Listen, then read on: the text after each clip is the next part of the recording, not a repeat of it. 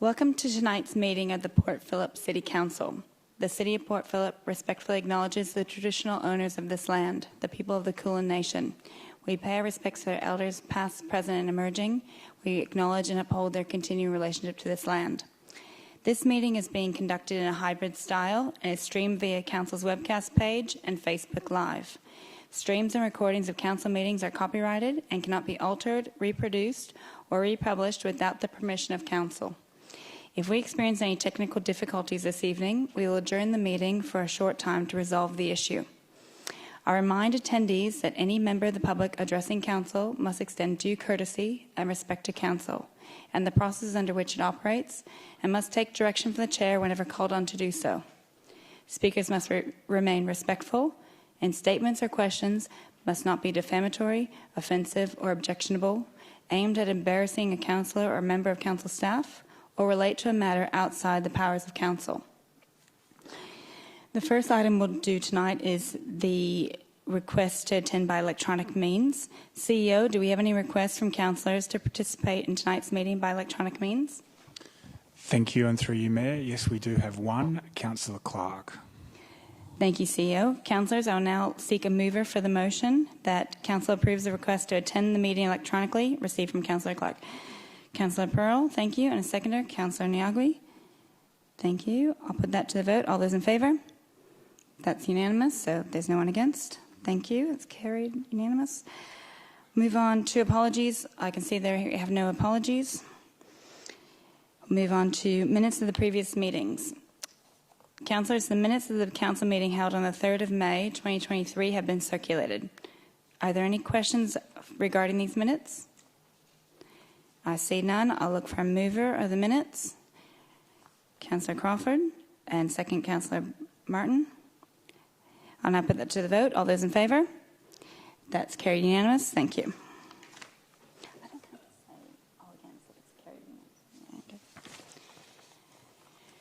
All right, on to declarations of conflicts of interest. Does anyone have a conflict of interest in a matter being discussed at tonight's meeting? I see none. We'll move on. Tonight we have a condolence motion added to the agenda for Jeffrey Love, a passionate member of our community who sadly passed away. I will now refer to Councillor Tim Baxter to talk to the motion. Thank you, Mayor.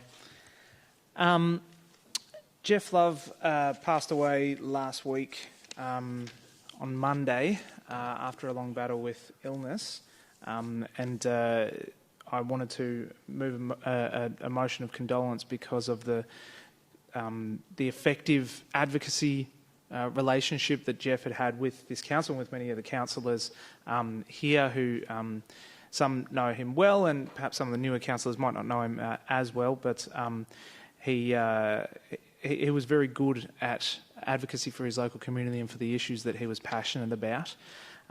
He used to come quite regularly to council meetings. I remember back when we used to have speakers speak to each item as the item came, different from the current structure that we have. And I remember a very late meeting that we had that actually stretched on until 1 o'clock. Each time as Jeff came and spoke to each issue that he was interested in, he would always start so politely and so genially with, good evening, councillors, and move on to what he wanted to say. And of course, as the night went on and we went past midnight, and then he sat down and said, "Good morning, councillors." And we all, by that point, we'd completely lost our minds. That's way too long for a meeting, and we just cacked ourselves. That was Jeff. He was really passionate about local ecological and sustainable politics. He put countless hours into the Elwood Flood Action Group, the Eco Centre, the Elstonwick Park Nature Reserve. I think he got arrested swimming off of Brooks Jetty when they were trying to demolish that. I think he may or may not have been clothed as well, because that was, again, that was Jeff. But I did want to point out two things with regards to our council and Jeff that I think are a bit of a legacy. Certainly the advocacy of Jeff, along with others, on the issue of flooding, particularly in Elwood, really helped galvanise a council that, in my view and some others' view, had ignored the issue for too long. and it provided a platform for three candidates who then got elected to council, myself, Louise Crawford and Dick Gross, to make a really strong pledge about what we were going to do about flooding in Elwood. We learned a lot from Jeff and others on that, and the work that has ensued since then, including partnerships with the 4 councils along Elster Creek, a massive mapping program of our drainage system, which some of the officers who've been deeply involved in that are here tonight, and I thank them for their work on that. That is definitely something that we can turn to Jeff and the others that he worked with, because he truly believed in collective action, not just by himself, as being something that he had an impact on. But I also want to talk about the Elstonwick Park Nature Reserve, which is now called the Yallock Willem Nature Reserve, which is actually outside of the city of Port Phillip, but Port Phillip has had heavy involvement with it, and obviously what happens in that area has a huge impact on Elwood with regards to water. Jeff and a number of other locals knew that and knew the impact on Elwood, so they got heavily involved in envisioning a new vision for that place, and they were instrumental in not only getting Bayside to commit to a nature reserve that would give benefits to flood mitigation, water treatment, biodiversity, open space, and other things, but also convince us to chip in and be part of that vision as well, because of the benefits that our community would get. As I said, he didn't do that alone, and he would never claim to. He always believed that it's small groups of people that make collective change, but that's definitely something that has been a huge impact on our community. I actually rode my bike with my son through the Chanda Ponds area on Saturday, and it's really just this wonderful, beautiful, surprisingly still and quiet area, given that it's on a main road. It's home to all sorts of different species and a beautiful place for contemplation. So I know that each time I go there, I can think of Jeff and the impact that he made. Thank you. Thank you, Councillor Baxter. I'll now seek a mover for the motion that Council expresses its deep regret on the passing of Jeffrey Love, offers its sincere condolences to their family and places on record its appreciation for their services to the City of Port Phillip. Councillor Baxter to move, Councillor Crawford to second. I'll put that to the vote. All those in favour? That's carried unanimous. Thank you very much.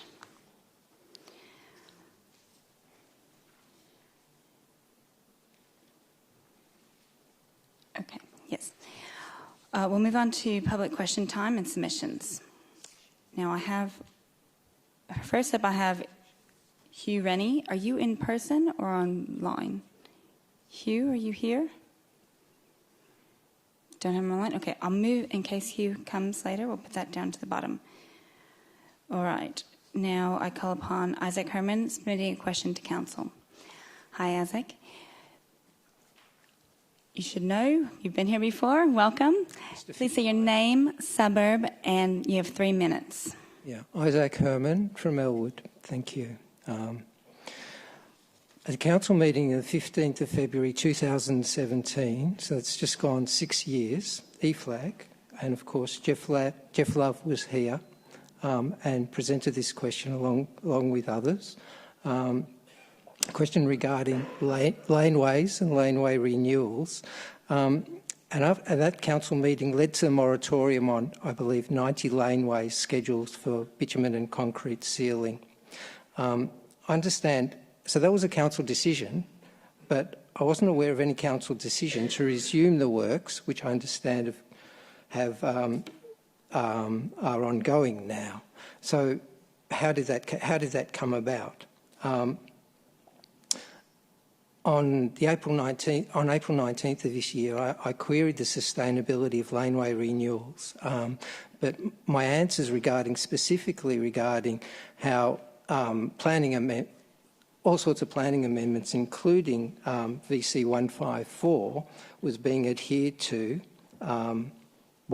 as these works were carried out. How was integrated water management being embedded in local work, in these sorts of local works? I've visited laneways recently during the rain, and I've seen laneways that have been redone that still have puddles in them. So what was the big advantage of pouring hundreds of thousands of dollars into renewing these laneways when they're still, while they're contributing to stormwater drainage, there's still puddles there? I understand from the City of Glen Ira, they had contracted consultants to that they engaged for updating permeability modelling and mapping throughout municipalities. And I was just wondering, and that work's just been completed, and it's meant to be it was meant to be very successful and very innovative. So I'm wondering, given that the City of Port Phillip back a number of years ago had over 80% of its land surface impervious, I'm wondering whether it's about time that we did some remodelling here to see how far we've deteriorated. Thank you. Thank you. Now I have a question that's written here. Is that the question you want, that says who or what body authorised the recommencement of council laneway renewals that were ceased by council decision 15th February 2017? That's the question? That's the question. Okay. Can I refer to you, Mark Thompson, please? Oh, Lachlan Johnson, please. Through you, Mayor. Thank you, Isaac, for your question. So, Council did consider this in February 2017, and you're correct. Council noted that the sealing of laneways had been halted. Council further considered the item in June that year as well. We'll take the rest of your question on notice and be able to provide you a detailed assessment about where Council resolved to continue the sealing of laneways. I would note that each year Council puts out its draft budget with a proposed works program, including the sealing and reconstruction of laneways. That's identified in the draft budget. Council consults on that each year and then resolves to deliver that program of work as part of adopting its annual budget process. So the laneway program is consulted on each year as part of that process, but we'll take the rest of your question on notice and come back to you with an answer on when Council considered the laneway sealing to recommence. Thank you. So that'll be in the minutes. We'll have that. Thank you. For you. Thank you. I call upon Wendy Priddle, speaking to item 9.1, proposed positive ageing policy 23-27. Hello, my name is Wendy Priddle from Elwood. I am here as the chair of Council's Older Persons Advisory Committee. OPAC hopes Council endorses the positive ageing policy tonight. We support the amendments that came out of the community responses, in particular the following, which also feature in OPAC's 2023 action plan and our budget submission. Firstly, we strongly advocate for thorough investigation of aged care services in Port Phillip. Currently, 1 in 5 residents are over 60, and this will continue to grow. The ability to age in place is vital. It gives a sense of security and safety, keeping us within our community, close to medical professionals who know us, and this is especially important for the vulnerable who may not be able to afford expensive care and have to move away. Secondly, we've asked for a hard copy of diversity or a dedicated newsletter for older residents to be mailed to those who request it, which was in the amendments to the positive ageing policy. Finally, the addition in the policy of an implementation plan is a clear demonstration by Council that the positive ageing policy is not lip service. It will require funding, but we do not expect blanket spending on this. We do ask, however, as 19% of Port Phillip residents, that Council and councillors consider this policy and its implementation seriously.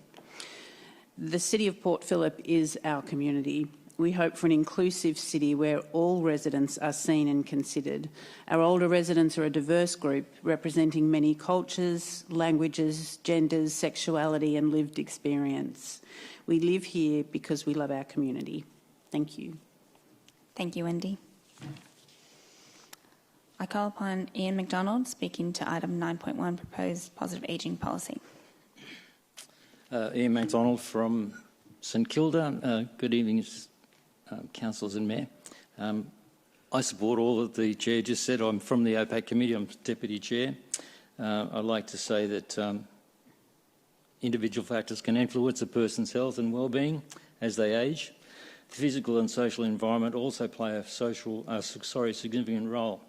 This policy's obviously been supported and formed through the World Health Organisation Age-Friendly Communities and Cities Framework that recognises many social and environmental determinants that impact upon health and people's experience of ageing, which is something that comes along to all of us eventually if we're all lucky enough to get there. So we wholeheartedly support this policy, and we hope that Council can see their way through to actually funding it, as the Chair has said.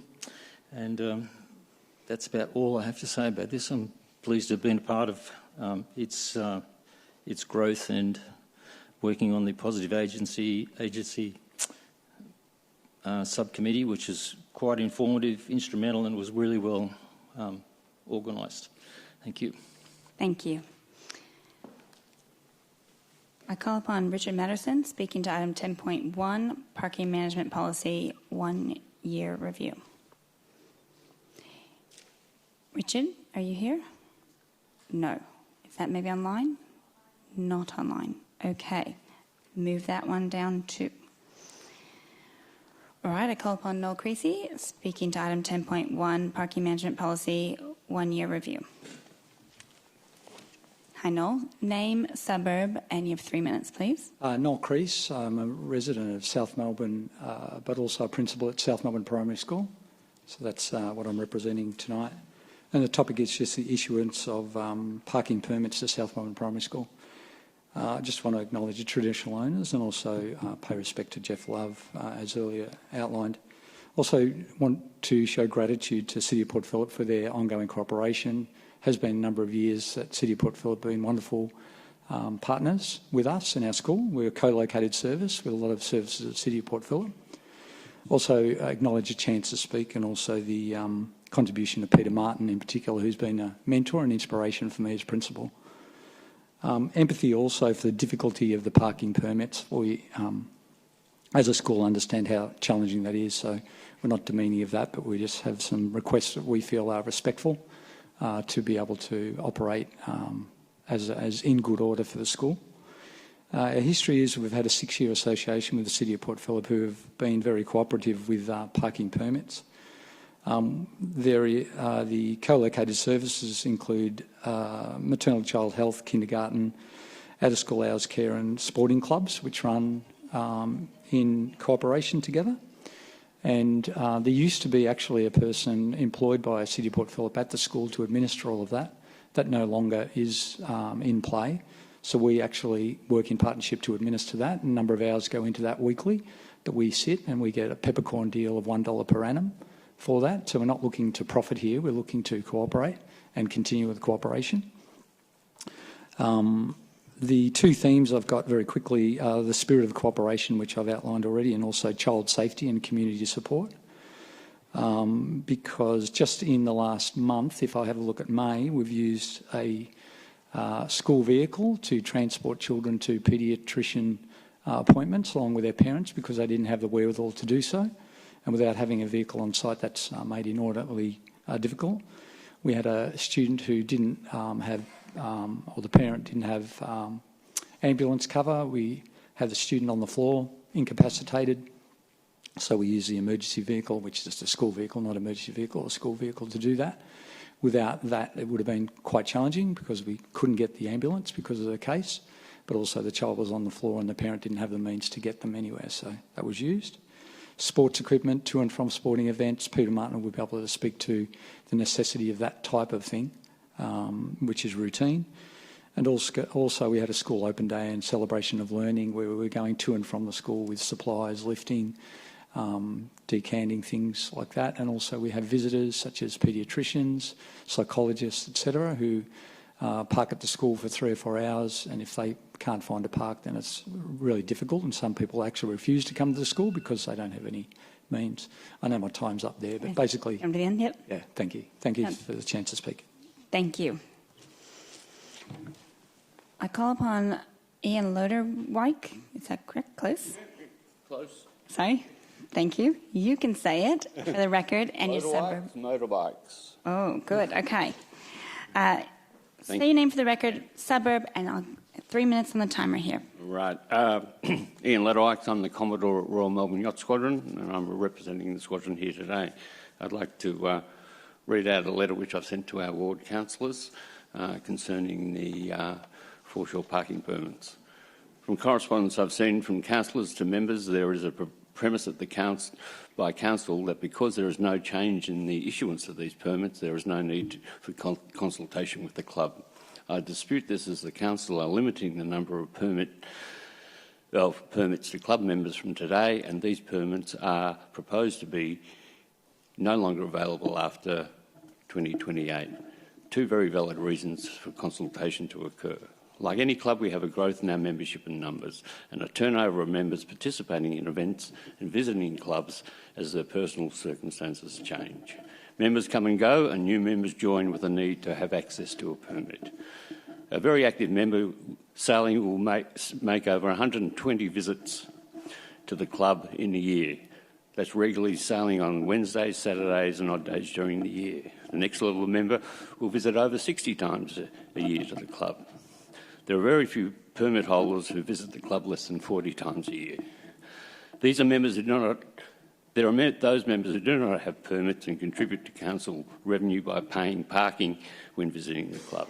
Then there are those members who volunteer their time and skills, supplementing our paid staff in providing services to the sailing community at no cost, who are elderly and require parking close to the clubhouse.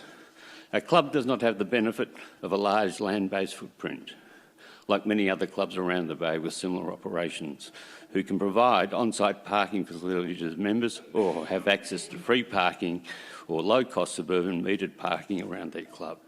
Our club suffers from being in a heritage-listed park with a very small profit and no access to other land holdings.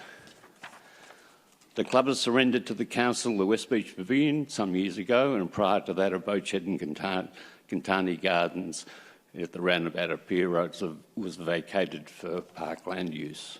Over the past years we have seen major deterioration in the number of parking spaces within the vicinity of our club. The introduction of a bike lane in Jacob Boulevard saw the removal of parking from the front of the sea bars south to Marine Parade and beyond. From the clock tower to the north, some 100 metres of parking was removed as the result of bike lane and Fitzroy Street changes to traffic access to Jacob Boulevard and reduced parking between the clock tower and the sea bars in front of the clubhouse. Pier Road has seen the removal of some 20-plus parking spaces over the various changes to the pier entrance and landscaping over the years. The new St Kilda Pier will see further reduction in the requirement for tourist coaches and disability parking will also likely to be accommodated in existing Pier Road parking. Thank you, Ian. That is 3 minutes, to be fair to everybody. Thank you. But thank you very much. Thank you for your time. Thank you for coming down. I call upon Ronald Seary, speaking to item 12.1, proposed Carlisle Street special rate declaration report. Hello. Name, suburb, and 3 minutes, please. Thank you, councillors. My name is Ronald Seary. I'm from Paran. I'm a solicitor representing some 17 or more traders who are opposing the intention to declare the special rate. The levy, which is the basis of the special rate, is at best a band-aid measure to what is a hemorrhaging problem for traders in shopping strips, not just in the city of Port Phillip, all around Melbourne, all around the world. It's a major problem, and the problem won't be answered by a marketing levy of $1 million over the next 5 years. The Carlisle Street Traders Association, I'm sure, are a very well-intentioned group and experts in their field, but unfortunately they're not experts in the field of marketing and meeting the challenges of trying to restore what was once a vibrant shopping strip. $1 million, whilst to a well-intended group, is simply not going to be the answer. And it's certainly not the time now to be imposing another tax or imposition on traders.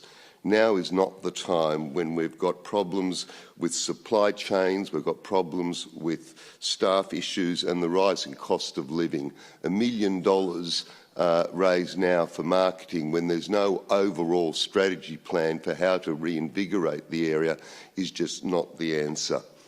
The section of the Act which empowers Council to raise money has been effective where there has been infrastructure projects where special benefits can clearly be seen. There are no special benefits to be seen through a marketing plan which has no key performance indicators, goes for 5 years, and there's no right of review or any mechanism to determine how that fund is to operate. Council is congratulating One Way for trying to look at ways of improving the situation, and we urge Council to take a big step back to identify the issues. They're not going away, and the first issue that must be dealt with is how to deal with the antisocial elements that are apparent not only in Carlisle Street, Ackland Street and in Fitzroy Street. Until such time as we have an overall strategy in how to deal with those problems, there is very little benefit in spending marketing toward bringing people toward an area which is quite frankly not up to being visited to at the moment. If councillors do decide to impose this levy, my instructions are that the matter will proceed to VCAT and will be opposing any further levies until such time as the appropriate research has been done as to how to identify and deal with the problems at hand. Thank you. Thank you. Spot on 3 minutes. I'm going to go back and see if Hugh Rennie has been available, not contactable, okay, and the other one was Richard Madison? Still no. Okay. I'm sorry we've missed you tonight, and if you were trying to get on, sorry about that. Anybody else in the chamber here registered to speak that we didn't hear from? If not, we'll move on to councillor question time. Councillors, do you have any questions, general questions, not to any items on the agenda tonight? I see none. I'll keep moving. We'll go on to ceiling schedule. Councillors, we have no items on the ceiling on tonight's agenda, but we will move to petitions where we have one petition but no joint letters tonight. 7.1 is a petition requesting keep clear signage to be applied to Montague Street at the intersection of Woodgate Street, Southbank. All right. Do we have any questions of the officers in relation to this report? This item, I mean? I see no questions. Do I have a mover for this item or something else? I'll go ahead and move an alternative recommendation. Do we have that ready? So it's the normal petition response there with one item added. Number 4, request council officers to also request the Department of Transport and Planning to assess the need for keep clear markings to be installed on Montague Street at Gladstone. I think it's Gladstone Street. Actually, it's not Gladstone Avenue, is it? Yeah, it's Gladstone Street. If you can update that, please. Buckhurst Street and Thistlethwaite Street, please.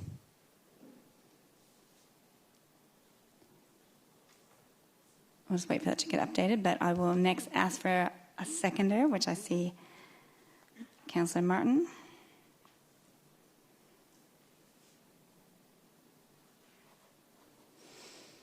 Thank you. All right, so we have mover, seconder, so I will speak to the item and then we'll open it up. Thank you to the petitioners for bringing this. I know that there is a lot of development in the area, and as people move in and try to get in and out, it can get very congested along Montague Street as people are trying to get to the west, or to the freeway and all the interchange there. This is a good location to identify at Woodgate. Many people don't even know it's a street on the side that the petitioners live. But there are other streets along that area that I think that if we're going to the department, we might as well ask them about the other ones too. Councillor Martin, would you like to speak to the item? Thank you, Mayor. As someone who's used those streets and driven up and down Montague Street for well over 20 years, I'm very familiar with the difficulties of trying to get across Montague Street. And I'm surprised, thank you very much, petitioners, for bringing this to our attention. I'm surprised that this hasn't been brought to our attention previously. And perhaps something I should have thought about myself long before I joined council. It's not Council is not the decision-making body in this situation, but I think it's well worthwhile Council taking this to the decision-making body and asking them to investigate all those 4 intersections along Montague Street, all of which are very torturous. If anyone's ever tried to cross Montague Street, you know how difficult it is. And we'll leave it to the responsible authority to make the decision, but I really believe Council should support the request in the petition and the addition that Councillor Consollo has made. Thank you. Do any other councillors want to speak to the item? If not, we'll go to the vote. All those in favour? Keep your hands up, people, please. Thank you. That's carried unanimous. So quick, but not me. Okay. We'll move on to the presentation of reports. The first item is 8.1, presentation of CEO report, issue 95. That's a lot of issues. Do we have any questions of the officers in relation to this report? No, I'll look for a mover then. Councillor Martin to move, Councillor Crawford to second. Councillor Martin, would you like to speak to it? There are so many highlights in the CEO's report and particularly in the quarter reports. I'd just like to highlight a couple, and I'm sure that my councillor colleagues have read the whole document, and I'm sure that those people in the gallery and who are listening online may well wish to follow up on some of these. So we see that the tender process for the Wellington Street Common Ground is going to be proceeding later this year, which is going to be a fantastic achievement. We already had the opening of one major new social housing building in the municipality a few weeks ago, and I look forward to the tender process, and then the construction of the Common Ground in Wellington Street is going to be absolutely fantastic. I see that we've got 351 St Kilda Road as a potential sale for council, and there's a potential for additional social housing there if and when that sale goes through. I think that's something to look forward to. Always looking for good news, and fantastic to see that the maternal and child health staff survey and the user survey for our maternal and child health centres has come out so positive. Really important part of council's work, and great to get that positive feedback. We heard talk about people have been concerned about flooding in Elwood for a long time, and I see in the CEO's report there's mention of the flashing light flood warning system being installed at Wave Street and Spray Street.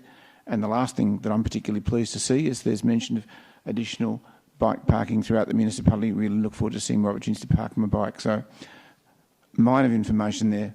Hope councillors endorse it, and I hope people out there have a really good read of this report. It's the most informative piece of information we get at council every month. Thank you, Councillor Crawford. No? Anybody else want to speak to it? If not, let's go to the vote. All those in favour? Great, hands up. Yep, that's unanimous. Thank you. Carried unanimous. On to 9.1, proposed positive ageing policy 2023 to 27. Councillors, do we have any questions of the officers in relation to the report? I see none. We'll look for a mover. Councillor Martin. And a seconder. Would anybody like to second this? Councillor Nyagri. Mayor, the development of this positive ageing policy is a really great example of how a council should work, and I've been really pleased to have a very, very minor role in the process. The process has been developed between council officers and our Older Persons Advisory Committee, and I note the chair and the deputy chair of the committee have spoken to us already. They are an amazing group of people, and they put an enormous amount into producing what I think is an excellent document. And I'd again like to call out the work of one of their members who's no longer with us, Sheila Kearney, who played a major role in getting this draft document up and running.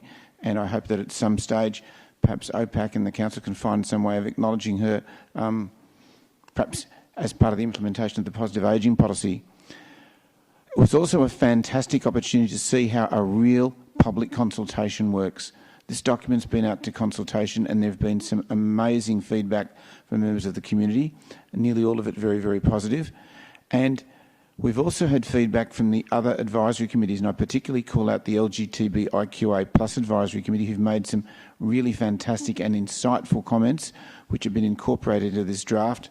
Councillors, we've been through the document previously, but they're minor changes, but they're important changes to the document. For example, looking at rainbow tick accreditation for all those people who are involved in delivering our aged care programs. But there are some very, very important dot points attached to the policy, which are recommendations that the policy is asking council to investigate. And our OPAC chair has drawn attention to some of those earlier.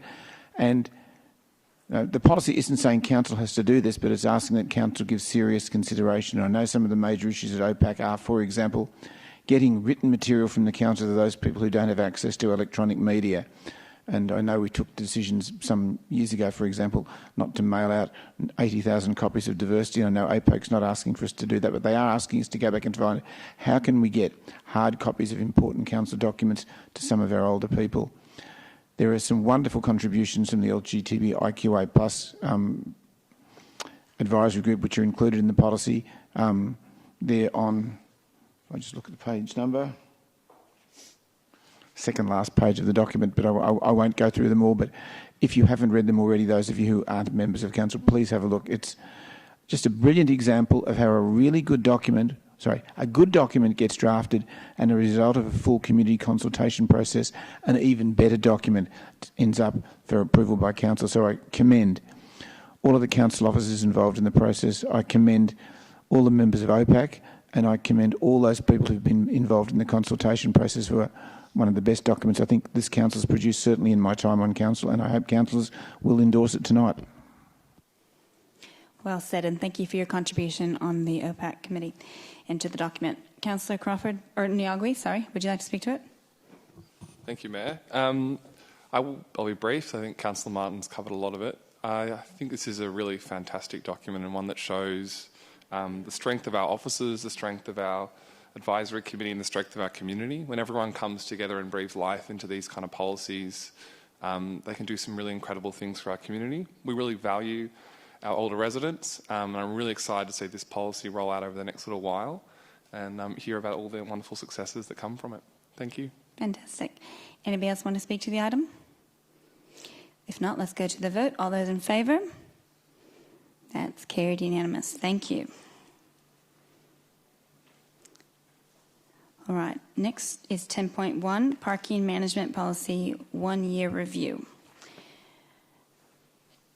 Councillors, do we have any questions of the officers in relation to the report? Councillor Martin?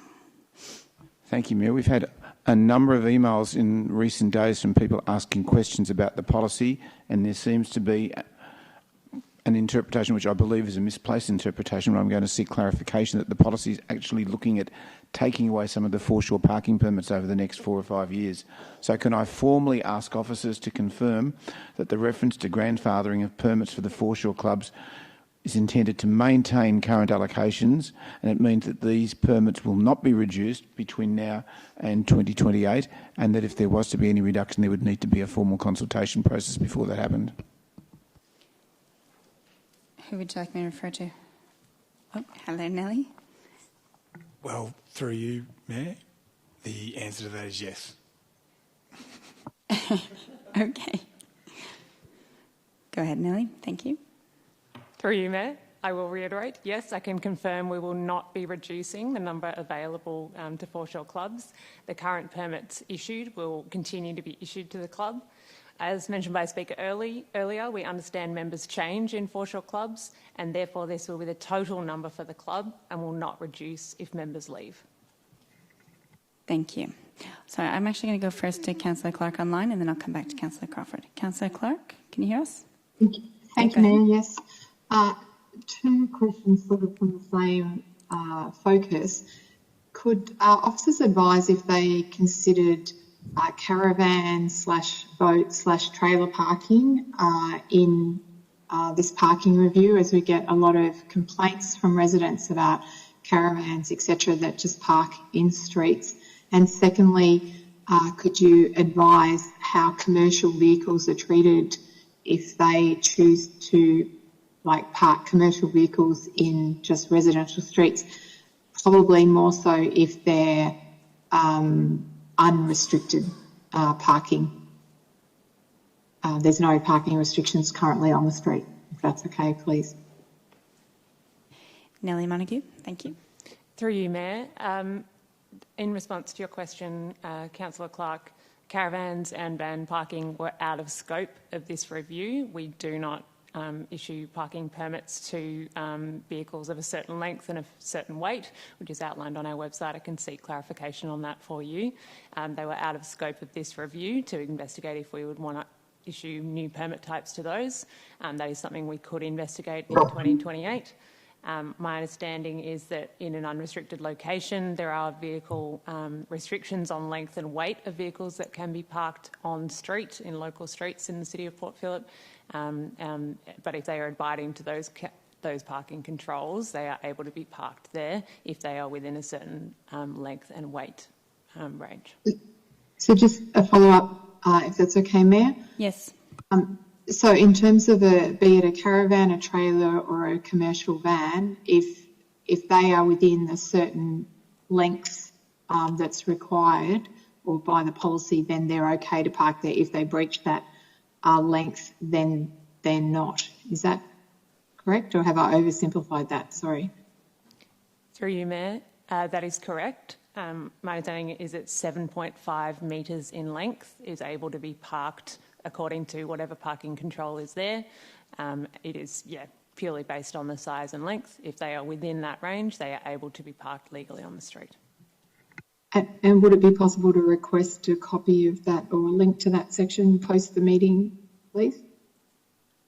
She's shaking her head, yes. Thank you. Thank you. Councillor Crawford, do you have a question? I'll come to you next.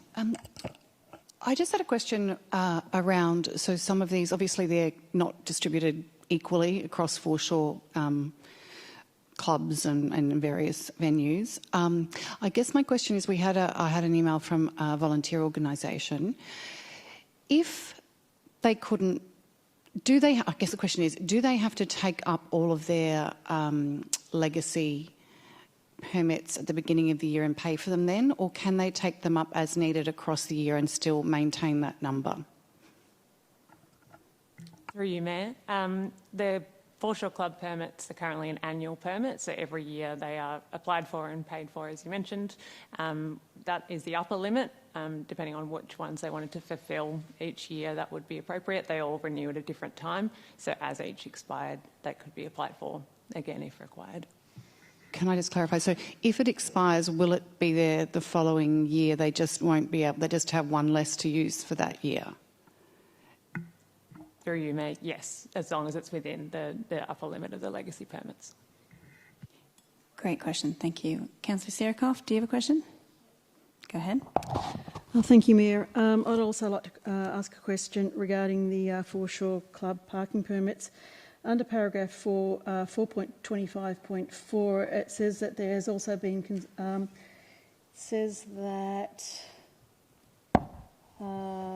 sorry about this. I'll just go back to the point. Legacy,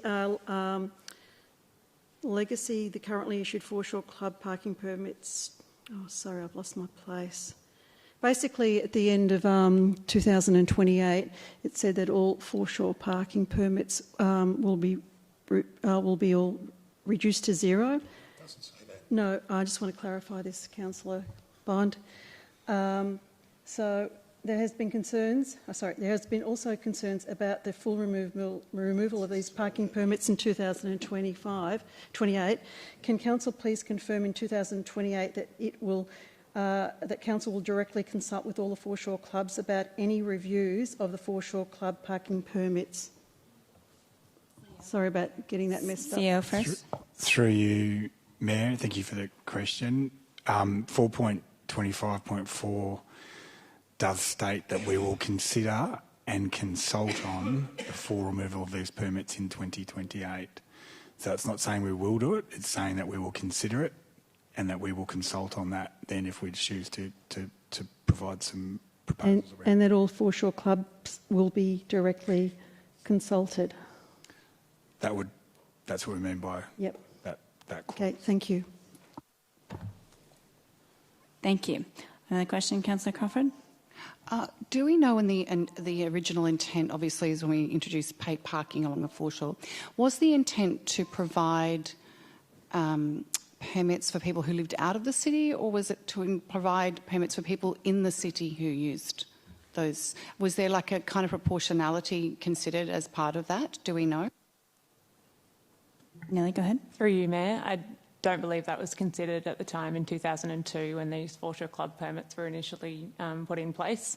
All residential properties in the City of Port Phillip are eligible for foreshore permits, and foreshore club permits are available for those members. So we would there is options there if you're a resident or a non-resident, is my understanding. Thank you. Any other questions? If not, I'm looking for a mover of the officer's recommendation or something else. Councillor Pearl. And seconder, Councillor Bond. Councillor Pearl, would you like to speak to it? Yeah, that's fine. Councillor Bond, do you want to start us off? Yeah, I guess the main concern we've had raised was the issue with the Royal Melbourne Yacht Squadron. I'm concerned about the loss of permits to their members. I think when it was raised with me Saturday night, I was surprised to hear that was how they believed this was going to work, because that was not how I believed this was going to work, and I've since clarified with officers that it is not correct. There is basically no change to how it currently operates. There'll be 300, and I think it's 316 from memory, foreshore permits available to members of the Royal Melbourne Yacht Squad. Everyone who's a member of the Royal Melbourne Yacht Squad who's a resident can apply for a $75 permit. If you're not a resident, you can apply for a $125 permit. So essentially, there's another 200 or so permits available to members of this club. So this club will have the option of up to 500 foreshore permits, which I think is more than generous. And having conversations with my fellow councillors this afternoon, many believed it's too generous, but we are not going to change this because we committed not to change this. I know, from a club point of view, I've had a look on your website, and every social membership comes with a foreshore permit. If your sailing members are stuck for members down there, quite frankly, I don't see why a social member of the Royal Melbourne Yacht Squad should be entitled to a foreshore permit. They should be reserved for your sailing members and people who, as you outlined tonight, Commodore, who need these permits because they are sailors, because they are on overnight trips and all that sort of thing. So maybe internally within the club, if you do get anywhere near the 316, there's a way internally you can prioritise which category of membership within your club gets these, so that your sailors can continue to have the benefits of a foreshore permit. But social members who are, quite frankly, probably not down there to sail, I don't see why they should have a foreshore permit just because it's their club of choice. No other club has social members that get parking permits that I know of in this city. So I think this is I know the club may not see this, but I think it's more than a generous arrangement that we have in place for them. Otherwise, there is no other change until 2028. I read the report and I thought it was quite clear that any change that happens in 2028 will be consulted on. That's 2 council elections' time, so I don't think we should sit here and make policies for 2 councils' time. It's up to the next council and then the council up to that to make their own decisions what they choose to do. And if any of us are still here then, well, we'll see. God help you, as Councillor Crawford said. But yeah, so it's not right for us to sit here and make promises, because in 2 councils' time, it's up to them what they do with these permits. But we've said that these will continue till 2028, which is 5 years, which is probably about the limit of the decision we can make for our community. So I think this is, my opinion, a very fair and reasonable outcome. So I think I'll be supporting this here tonight. Thank you. Any other councillors want to speak to the item? Councillor Sirikoff, go ahead. Thank you, Mayor. I agree with Councillor Bond that I think this is a fair and reasonable outcome, that the Royal Melbourne Yacht Squadron has access to, or a maximum of 314 foreshore club parking permits. But at the same time, also glad that they did reach out to councillors, because I think there was a little bit confusion in the wording in the policy, and this is why they've contacted councillors. And I think it's great that we've come to council has been able to clarify what the interpretation of that particular paragraph is, and that everybody can feel happy to continue going out sailing, turn up to the foreshore with all their equipment, also support all those activities they do with the schools, the juniors, the 5 to 6 year olds, up to the elderly, 6 to 60, 70 year olds. So they've got access of getting there easily, parking their vehicles, carrying their equipment, and also providing some of those other services to getting children out and about in the water and on the water, as somebody wrote in one of the emails. So we get our kiddies out there and actively involved in sports, and being on the water is a wonderful experience. So I hope these access to these permits does provide that wonderful enjoyment of sport and to get out there and have that wind in your hair. So I hope that the permits are used properly and wisely, and I hope, well, good sailing. Thank you. Thank you. Councillor Crawford? I'll just briefly speak. So to the community groups that express your concern, we have clarified that you can not take them all up if you're not needing them. Some of them are, as we said, legacy, and whether the numbers are actually accurate to how many get used in a year, I'm not sure. That might be something to reassess. But we did decide across the board for community permits to a recovery fee of $25. So it's not that large an amount for considering the cost of even catching public transport or things like that to get to the city. So we think it's a fair. We're just asking for what cost recovery. You may not take them all up in a year if they're not needed, so it might not cost you as much. So, but the good news is you still have access to a very cheap parking option for your volunteers, and we do value the work that you do in the community. Thank you. Councillor Martin? The parking policy is quite a large document, and we've been talking about a very, very small part of the document. I'd like to acknowledge the work of our council officers who've been consulting with the community over some of the concerns that people had in the initial parking policy that we put through 12 months ago when we first moved to looking at, for example, particular zoning of particular areas for dedicated resident parking. And our officers have been working with local residents to make sure that if they are working, that they've been maintained. There have been some alterations to some of those residential parking areas to try and improve them and make things work better for people.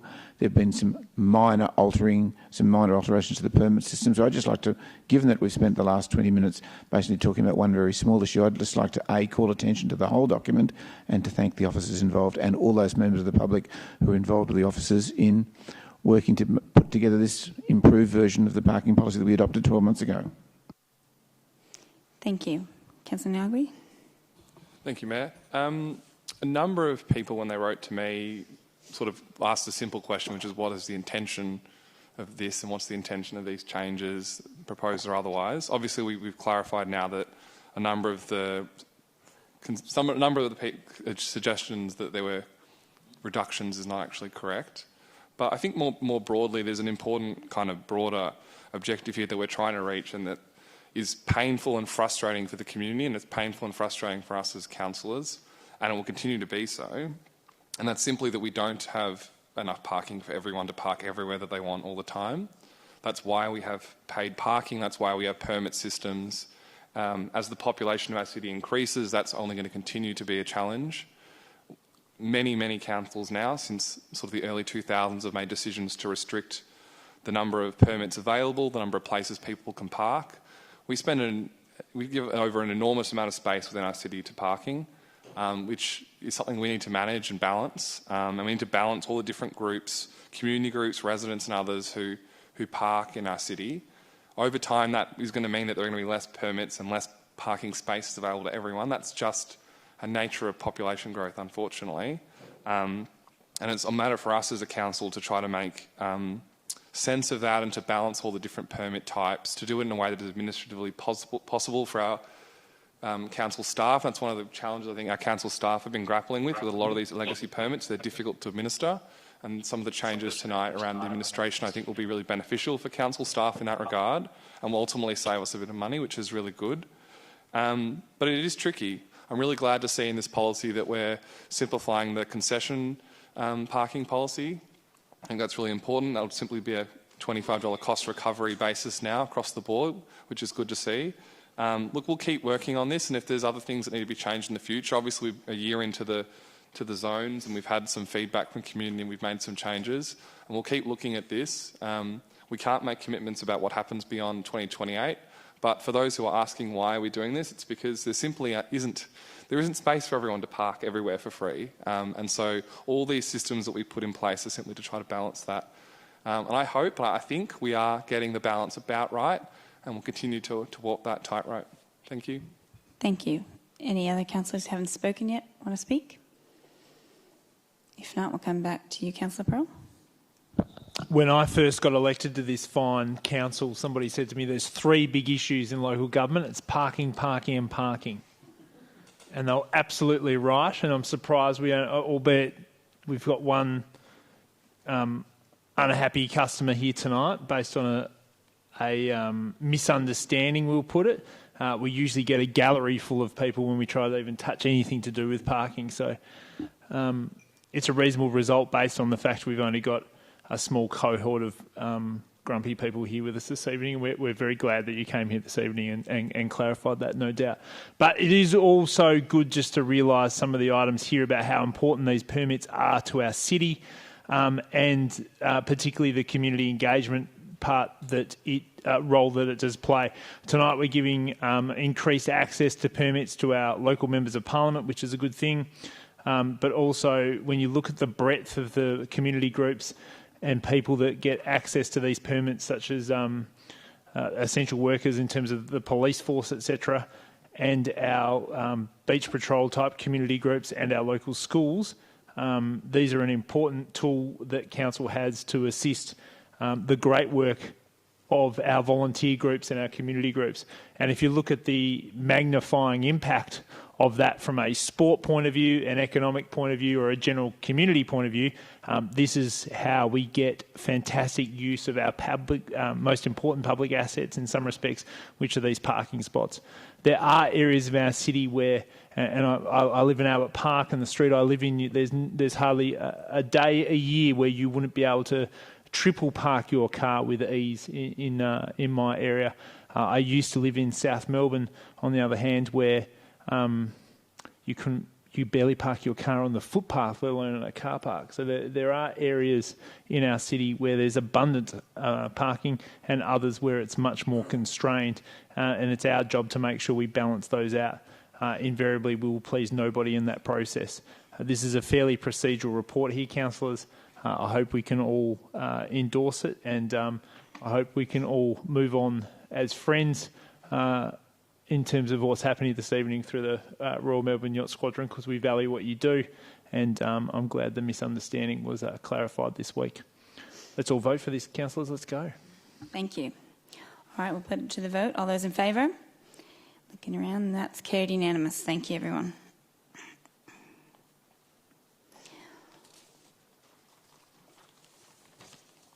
We'll now move to 10.2, Alma Park West Boundary Treatment, response to notice of motion. Councillors, do we have any questions of the officers in relation to the report? No. Would anybody like to move this item? Councillor Baxter to move. Anybody second this one? Councillor Sierrakoff to second. Councillor Baxter, would you like to speak to it? Thanks, Mayor. So, look, this is, as we know, this is in response to a notice of motion that I put forward. It's really great that officers have been able to go away and look at a couple of different options. I really didn't want just one option to come back, so this is good. I believe option 2 will be the better, not just for aesthetics, but also just for in terms of how the park actually works, and that we can build in permeability into planting in a way that you probably couldn't do with fencing, in a way that will allow greater access to the park while also managing that safety. So I have canvassed this with a couple of the people that had contacted me initially, and they believe that this would be a good way to go forward. Can't guarantee that this is going to solve every problem, of course, but I think this is a good approach. Thank you. Councillor Sierrakoff, do you like to speak to it? No? Anybody else want to speak to the item? Councillor Crawford? I was just going to say, after parking, there comes dogs. Mm-hmm. So I do think this is an issue. We know with the increase of dogs in the community that we need to look at different ways of how we are using public spaces, and I think this is a good solution to providing safety for children as well, but yeah, on the pressing issue of dogs. Thank you. Anybody else to speak to it? If not, let's go to the vote. All those in favour? That's carried unanimous. Thank you.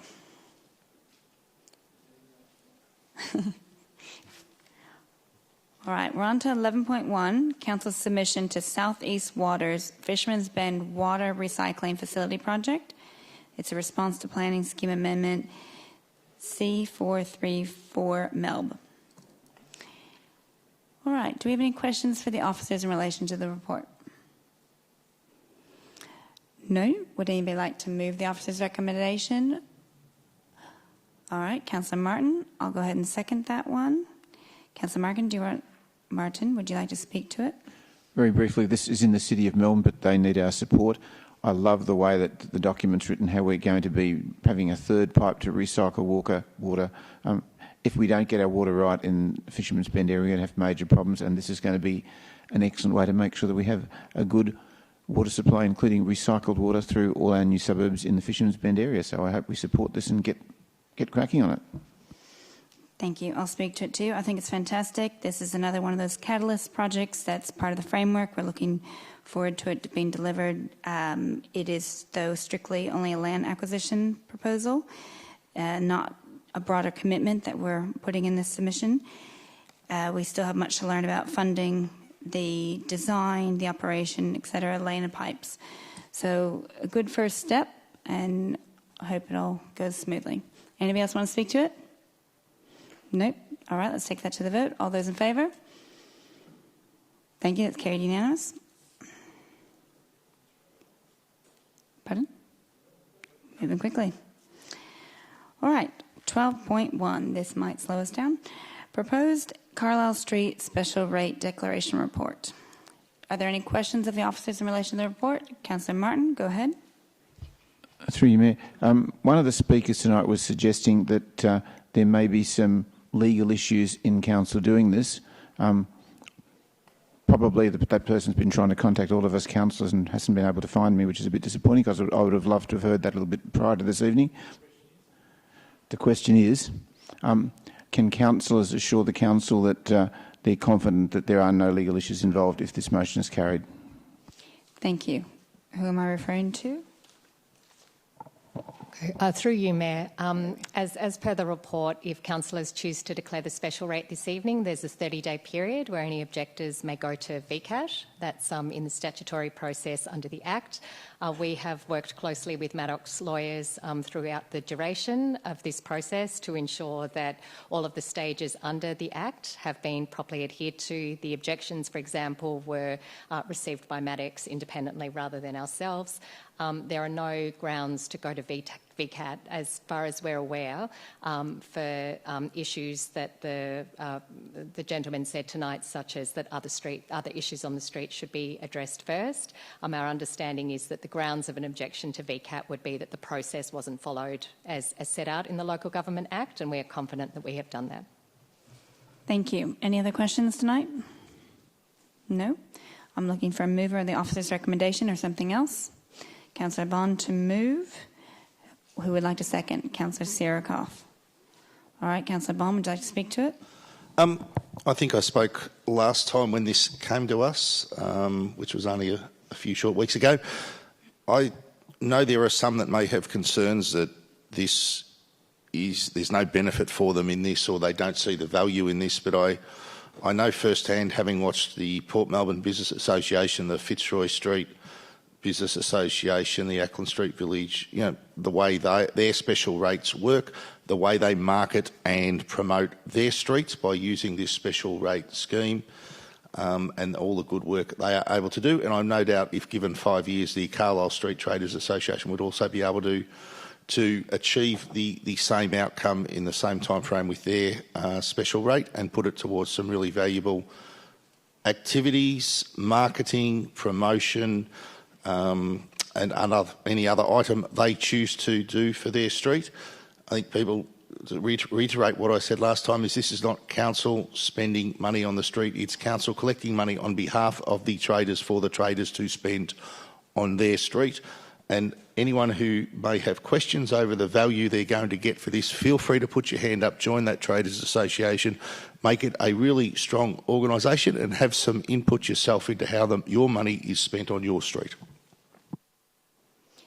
Thank you. Councillor Sirikoff, and then... I'm just basically going to reiterate what Councillor Bond said, because he said it eloquently when we were looking at this not so long ago. Basically, that this is a great opportunity for all the traders to get together and have as many members as they want on the committee, get to know each other, get to know what the needs are of everybody along that whole precinct, and I think it was at the last council meeting that there were some people some of the landlords who weren't aware of what the business case was, but I think that business case has been shared amongst all the traders along that street. So this is an opportunity to really delve into that and see what opportunities there are also to get the whole street going.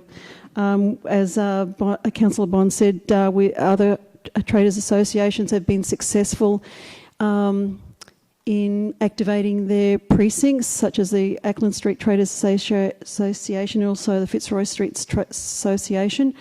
So if they can take example or work with and learn from those other traders association, get involved in the business advisory group as well that council has, I think they'll see great opportunities to make a really good go of what's going to be happening to their street in the coming years. Thank you. Thank you. I'll go online first to Councillor Clark and then to you, Councillor Martin. Go ahead, Councillor Clark. I spoke to this a few weeks ago when it was last at council, and so I won't say all that I've said previously, but I appreciate for some of the traders it's a tough environment at the moment, and it may seem on face value a lot to be asked to provide more money. However, as I said last time, I lived in Balaclava for 10 years and have seen the deterioration in the street, which, dismays me. And there is no one solution for this street. Granted that we have a lot of empty shops, many more than I've ever seen before, and it seems to be concentrated in the area towards the Chapel Street end. So I hope that will be resolved, and I know council is doing its best to assist in that. We have an amenity issue as well, which I also know council is focused on, and we recently had a big focus on the cleanliness of the street, and I know that continues to be a focus of councillors and the council, which is great. But there's as I said, there's not one solution, and the establishment of this traders and a special rate, the traders organisation, I think is a really important part of that solution. We've got people prepared to put up their hand and run this type of traders organisation, which takes a lot of time. And while I appreciate it's not unanimous, I'm not hearing any other solutions coming from the people that aren't supportive of it. And with the traders coming up with their own solutions, with the support of council that we've provided, and the history of success through the other trader organisations that have been discussed tonight, I would genuinely hope and like to see and think that this will be part of the solution. It's not going to happen overnight. It does need the support of the traders, and it's a lot of hard work to keep an organisation like that going. So as I think Councillor Sirikoff said, get involved with it, or Councillor Bond, and help make it better. But it is tough to get established. That's what this is part of.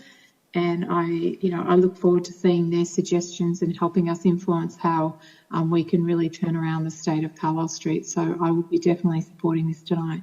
Thank you. Thank you. Councillor Martin. As Councillor Bond said, if there are any people in the Carlisle Street area who doubt the effectiveness of a local traders association, they should go and talk to members of the three existing ones that we've got. I've been involved with the Bay Street Traders for over 20 years, and they've had some marvellous initiatives. And yes, there have been some issues in Bay Street. Without the Bay Street Traders Association, we'd be in a much worse state than they are, and some of their initiatives have been absolutely fantastic, not only bringing people into Port Melbourne, but giving the local residents a really good time as well. I'm also old enough to remember when Carlisle Street was an absolutely vibrant strip shopping centre back in the 70s, and if we could get back even 10% of that past glory, it'd be wonderful. And with all the traders in the Carlisle Street area putting their heads together, perhaps, and talking to some of the members of some of the other traders associations, surely they can come up with some fantastic ideas and use these limited monies that they're going to be collecting to get some great initiatives going so we can restore Carlisle Street to its former glory. Thank you. Any other councillors want to speak to the item? Councillor Baxter? Thanks, Mayor. So I'll be supporting this as well. Carlisle Street obviously needs some help, but the bones of the street are so good. It has access to trams and trains. It has it has a town hall here with hundreds of workers that are pretty much guaranteed to want to go down there and eat and have needs there. I spend literally every day of my life on Carlisle Street, given how close I live. And I've certainly seen that it's underperforming compared to all of the amazing things that it has access to. There are a number of external things that may or may not change that in terms of the future of what Woolies and Coles might want to do in the future, or what the business makeup or shop makeup of the street might be. But definitely something we can do is really empower the businesses as a collective to help us in terms of marketing the street, helping plan out the future of the street. There are very different offerings at different ends of Carlisle Street, and I think that really needs to be taken into account. But there are a lot of great opportunities. I don't think that Carlisle Street is something that is a street that will ever end up being a dead street. There's simply too much going on there. The question is, it's underperforming. What can we do to actually get it up to what it really can achieve? So I think this will definitely help with that. Thank you. Any other councillors speaking to this? No. All right, let's go ahead and go to the vote. All those in favour? That's carried unanimous. Pretty unanimous tonight, everyone. That alarm is outside, someone backing up a vehicle, if you can hear it. All right. On to 13.1, Draft Public Toilet Plan 2023 to 2033. Councillors, do we have any questions of the officers in relation to the item? That's also telling us that we have the confidential meeting after, so ignore any alarms about to go off. All right, no questions. So I'm looking for a councillor to move this or something else.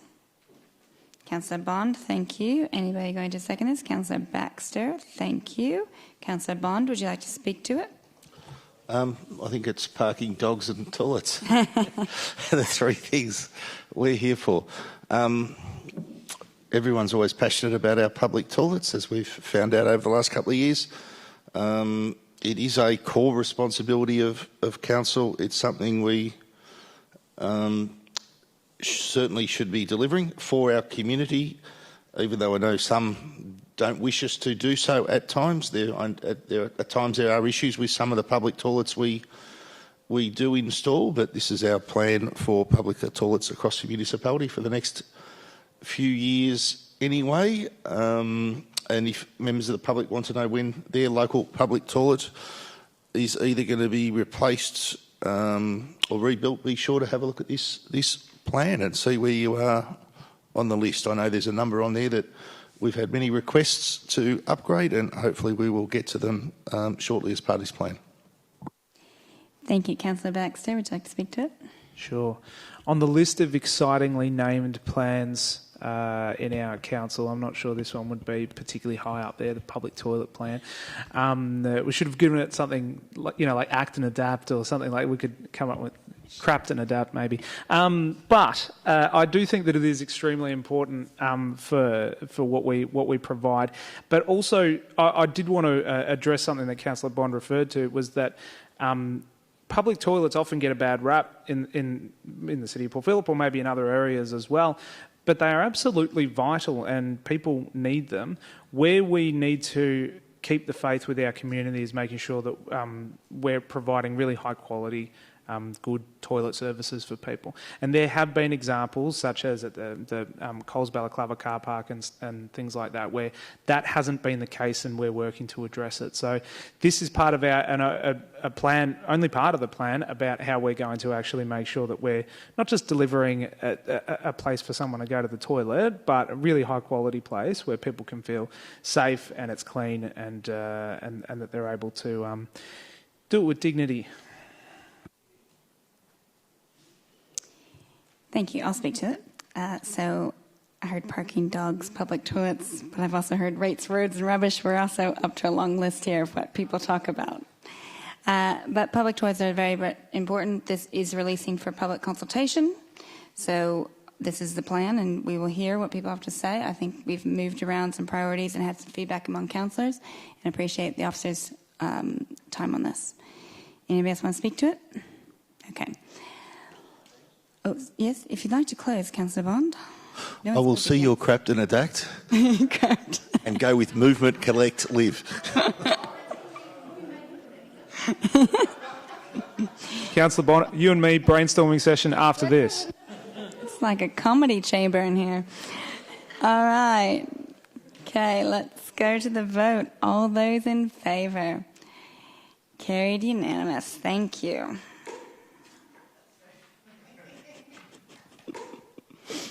We will also take comments in this for naming it. All right, we're going to move on to the last present report. Last report is 13.2, records of informal meetings of council. Any questions? No. Anybody want to move the officer's recommendation? Councillor Pearl, ready to get out of here? And Councillor Bond, second that. Thank you. Councillor Pearl, do you have anything to say? Councillor Bond? No. All right. We meet a lot. This is a record of them. Thank you, everybody. Let's take that to the vote. All those in favour? Carried unanimous. Wow, 100% striking rate tonight. Okay. I don't know. I'm going to say no, it's never happened before, but I'm not sure. All right, we're going to go into notice of motions. Councillors, we have no notice of motions tonight. Then it's council reports by councillor delegates. Councillors, do we have any reports from councillor delegates tonight? I'm going to keep moving. Any items of urgent business that I haven't heard about? No. All right. Now we're on to confidential matters. Councillors, we do have one confidential report listed on the agenda, being 17.1, public open space potential acquisition. I now call on a councillor to move that the meeting be closed to members of the public to consider the confidential items. Councillor Sirikoff, thank you. And a seconder, Councillor Pearl, thank you.